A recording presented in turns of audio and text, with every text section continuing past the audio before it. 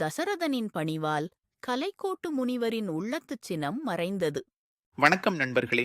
போன பாட்டுல நாம பார்த்தோம், அந்த கலைக்கோட்டு முனிவர் தான் ஏமாற்றப்பட்டதை உணர்ந்ததும் ஒரு நிமிஷம் கடல் மாதிரி பொங்கி எழ ஆரம்பிச்சார்னு. அரசனுடைய வேண்டுகோளால் மட்டும்தான் அடங்கி இருந்தார்.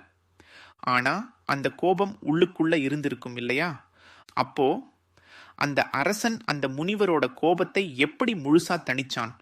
எப்படி அந்த பெரிய மனசுக்கார முனிவரோட உள்ளத்தை குளிர்விச்சான்? இதோ கம்பர் அடுத்த பாட்டுல சொல்றார், கேளுங்க.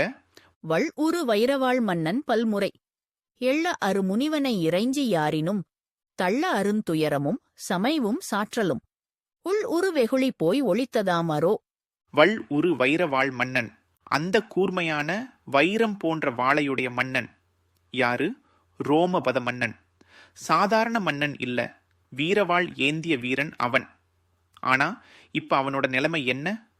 பல்முறை எள்ள அருமுனிவனை இறைஞ்சி. பல்முறைனா பல தடவை, ஒரு தடவை இல்ல, 2 தடவை இல்ல, சும்மா சும்மா திரும்ப திரும்ப அந்த முனிவர் காலில் விழுந்து வணங்கினார். எள்ள அருமுனிவன் அப்படின்னா யாராலும் எளிதில் இகழ முடியாத, குறை சொல்ல முடியாத, அவ்வளவு பெரிய தவ வலிமை படைத்த அந்த கலைக்கோட்டு முனிவரை அந்த மன்னன் பலமுறை வணங்கினார். யாரினும் தள்ள அருந்துயரமும் சமைவும். யாரினும் தள்ள அருந்துயரமும் அப்படின்னா யாராலும், எவ்வளவு பெரிய வலிமை வாய்ந்தவர்களாலும் கூட நீக்கவே முடியாத ஒரு பெரிய துயரம் தங்களுக்கு வந்திருந்தது. காட்டுல மழை இல்லாம பஞ்சம் வந்து மக்கள் எல்லாம் வாடி போயிருந்தாங்க.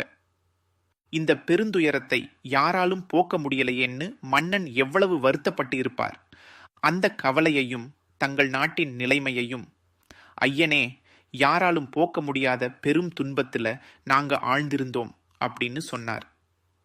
சமைவும் சாற்றலும். சமைவுனா அது எப்படி நீங்கியதுங்கிற நிகழ்வு. சாற்றலும் அப்படின்னா விரிவாகச் சொல்லுதல். ஐயனே, உங்களை நாங்க ஒரு சிறிய சூழ்ச்சியில கூட்டிட்டு வந்தோம்னா கூட எங்களோட நோக்கம் தப்பில்லை. எங்கள் மக்கள் அடைந்த துன்பத்தை, பஞ்சம் நீங்காமல் எவரும் போக்க முடியாத அந்த கொடுமையை நீங்க இங்க வந்த பிறகு மழை பொழிஞ்சு எல்லாம் சரியாகி நாட்டுல அமைதி வந்ததையும் அவர் விரிவாகச் சொன்னார். சும்மா மேலோட்டமா சொல்லல, உள்ளத்திலிருந்து உண்மையை, தனக்கு நடந்ததையும் மக்களுக்கு நடந்த நல்லதையும் அது எப்படி உங்களால நிகழ்ந்தது என்பதையும் விளக்கமா எடுத்துச் சொன்னார். உள் ஒரு வெகுளி போய் ஒளித்ததாம் அரோ. ஆஹா, என்ன ஒரு கம்பரின் வார்த்தை! ஜாலம் பாருங்க. உள் ஒரு வெகுளி அப்படின்னா கலைக்கோட்டு முனிவருக்கு உள்ளுக்குள்ளே பொங்கிக் கொண்டிருந்த அந்த கோபம். வெகுளினா கோபம், உள் உருனா மனசுக்குள்ள ஆழமா இருந்த கோபம். அது என்ன ஆச்சு? போய் ஒளித்ததாம் அரோ. ஆச்சரிய குறிப்போல ஆரோங்கிற விகுதியை சேர்த்து, அந்த கோபம் சும்மா போகல, எங்கேயோ போய் மறைஞ்சே போச்சு, ஒளிஞ்சிக்கிச்சு அப்படின்னு கம்பர் சொல்றாரு. பணிவோட உண்மையை சொன்னால் எவ்வளவு பெரிய சினமும் கோபமும் கூட மறைந்துவிடும் என்பதற்கு இதைவிட சிறந்த எடுத்துக்காட்டு இருக்கவே முடியாது. பாருங்க, கம்பர் எப்படி வார்த்தைகளை தேர்ந்தெடுக்கிறார்னு. வெறும் மன்னன் வணங்கினான்னு சொல்லாம, வள் ஒரு வைரவாள் மன்னன் பல்முறை எள்ள அருமுனிவனை இறைஞ்சி. இதுல எவ்வளோ மரியாதை, எவ்வளோ அவசரம், எவ்வளோ ஒரு தவிப்பு இருக்கு பாருங்க. கோபம் முழுசா போயிருச்சுன்னு நேரடியா சொல்லாம, உள் உரு வெகுளி போய் ஒளித்ததாம் அரோ. உள்ளுக்குள்ள இருந்த கோபம் ஓடி போய் மறைஞ்சிருச்சாம். என்ன அழகான கற்பனை! பாத்தீங்களா நண்பர்களே, உண்மைக்கும் பணிவுக்கும் எவ்வளவு சக்தி இருக்குன்னு. ஒரு பெரிய மன்னன் ஒரு ரிஷிக்கு முன்னாடி எப்படி தன் கர்வத்தை விட்டுட்டு உள்ளன்போட கெஞ்சுறார்னு.